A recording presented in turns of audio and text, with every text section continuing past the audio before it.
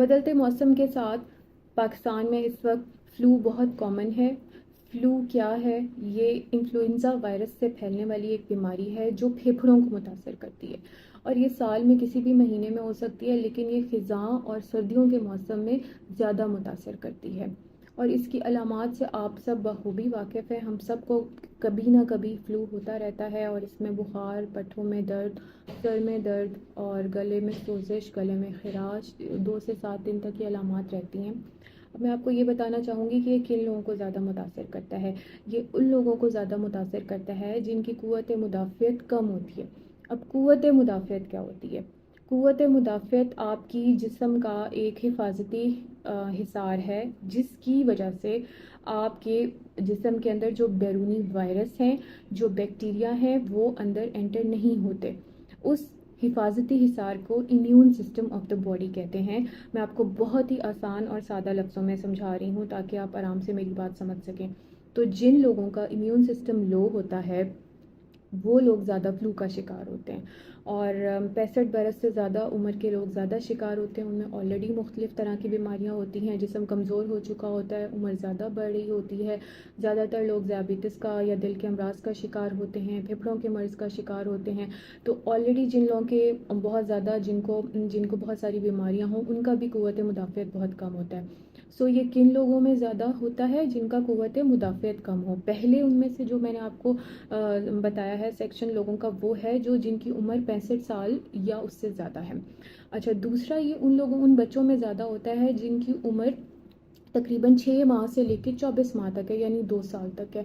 और ऐसे लोग जो कमज़ोरी की वजह से अपने जिस्म से बलगम नहीं निकाल सकते, मुंह से या नाक से बलगम खारिज नहीं कर सकते, वो लोग, उन लोगों के लिए ये इंतहाई ख़तरनाक साबित हो सकता है। फॉर एग्ज़ाम्पल जो ICU में पेशेंट्स हैं, वो उनके बारे में बात कर रही हूँ मैं, कि वो इतने ज़्यादा कमज़ोर होते हैं और उनको मुख्तलिफ़ किस्म की नालियाँ लगी हुई होती हैं, तो वो अपने जिस्म से खारिज नहीं कर सकते बलगम, और उनके लिए ये बहुत ज़्यादा ख़तरनाक होता है।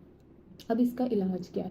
इलाज की हम बात पहले भी करते रहते हैं कि इलाज सिम्टोमेटिक होता है। सिम्टोमेटिक का मतलब है कि जो अलामात आएंगी उसके मुताबिक इलाज होगा। फॉर एग्ज़ाम्पल अगर फ़ीवर है तो वो बुखार की दवाइयों से सेटल होगा। अगर जिस्म में दर्द है तो उसके लिए पेन किलर्स इस्तेमाल किए जाएंगे।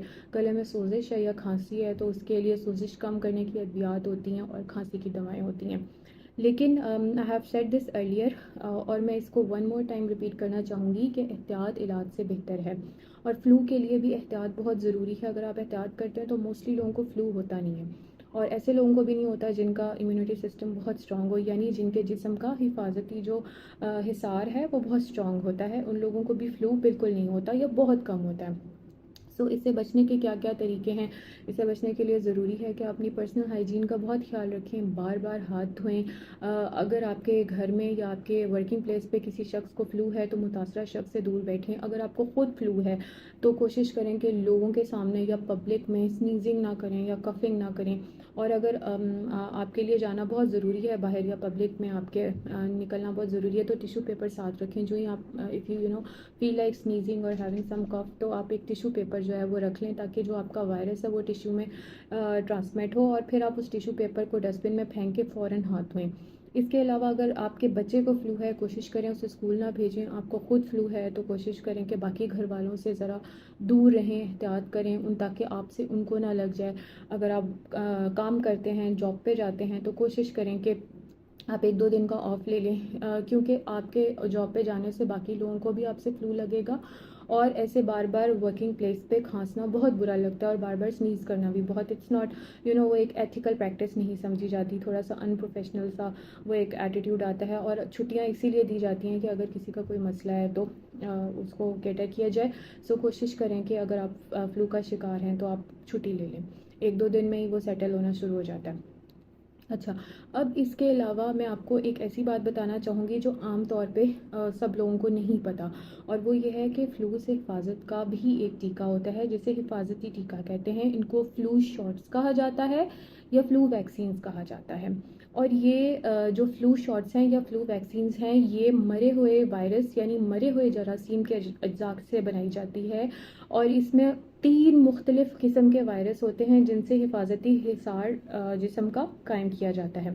اچھا، جو فلو شاٹس ہیں وہ تقریباً 6 ماہ تک آپ کے جسم کے حفاظتی حصار کو اسٹرانگ رکھتے ہیں اور اس کے وائرس کے خلاف جو ہے وہ حفاظت دیتے ہیں. لیکن ہر سال جو فلو شاٹس ہیں وہ مختلف کمپنیاں جو ہے وہ لانچ کرتی ہیں، اور جو اس سال میں زیادہ جن وائرسز سے فلو ہو رہا ہوتا ہے ان وائرسز کے اجزاء کو شامل کر کے بنائی جاتی ہیں. سو کوشش کریں کہ جب آپ فلو شاٹس لیں تو چونکہ میں ایک ڈاکٹر ہوں مجھے ان باریکیوں کا زیادہ پتہ ہے، تو آپ سیلف میڈیکیشن کرنے کی بجائے یا گوگل پہ فلو شاٹس کو فلو شاٹس کو اسٹڈی کرنے کی بجائے کوشش کریں گے اپنے نیئرسٹ ڈاکٹر کے پاس جائیں اور ڈاکٹر سے جا کے سجیشن لیں کہ ڈاکٹر صاحب فار ایگزامپل دس از 2023 اکتوبر، تو مجھے اس سیزن میں کون سا فلو شاٹ لینا چاہیے، اور ڈاکٹر کی مشورے کے مطابق آپ فلو شاٹ لیں اور اسی کے مطابق فالو اپ رکھیں. تو یہ کچھ طریقے ہیں جن سے آپ فلو سے بچ سکتے ہیں. I have been saying it lot more اور I say it one more time کہ prevention is better than cure. احتیاط علاج سے بہتر ہے، اور فلو کے موسم میں چھوٹے بچوں کا اور بڑے بزرگوں کا بہت خیال کیجیے کیونکہ سب سے زیادہ خطرناک انہی کے لیے ہوتا ہے. اور ایک بات جو سب کو پتہ نہیں ہے وہ یہ ہے کہ اگر یہ فلو کنٹرول میں نہ آئے، بڑوں کے لیے بات کر رہی ہوں، بزرگوں کے لیے جن کی عمر 65 سال سے زیادہ ہے، اگر ان کو فلو ہو جائے اور وہ کنٹرول میں نہ آئے تو وہ نمونیا کی شکل بھی اختیار کر سکتا ہے، کیونکہ وہ پھیپھڑوں میں پھیل جاتا ہے اور وہ پھر مختلف طرح سے جو ہے وہ باڈی میں جو ہے وہ نمونیا کی شکل میں بھی ظاہر ہو سکتا ہے، کسی اور شکل میں بھی، لیکن سب سے زیادہ نمونیا دیکھا گیا ہے. تو جب وہ بہت زیادہ بڑھ جاتا ہے تو اس وقت اسے کنٹرول کرنا بہت مشکل ہو جاتا ہے. تو ہر چیز، ہر بیماری شروع میں کنٹرول کرنا آسان ہوتا ہے، اور بعد میں جب وہ اینڈ سٹیج پہ ہوتی ہے یا بہت زیادہ پھیل چکی ہوتی ہے تو اس وقت کنٹرول کرنا بہت مشکل ہوتا ہے. اور ہر بیماری بزرگوں میں کیور کرنا مشکل ہوتا ہے، جبکہ ایک صحت مند انسان میں، نوجوان انسان میں کیور کرنا یا اس کا علاج کرنا بہت آسان ہوتا ہے. سو فلو شاٹ کے لیے do go to your doctor.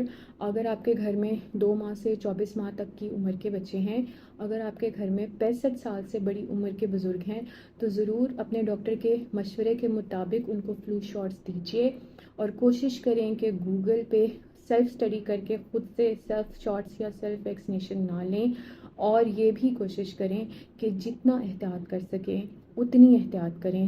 احتیاط علاج سے بہتر ہے. Have a very nice day. Thank you very much.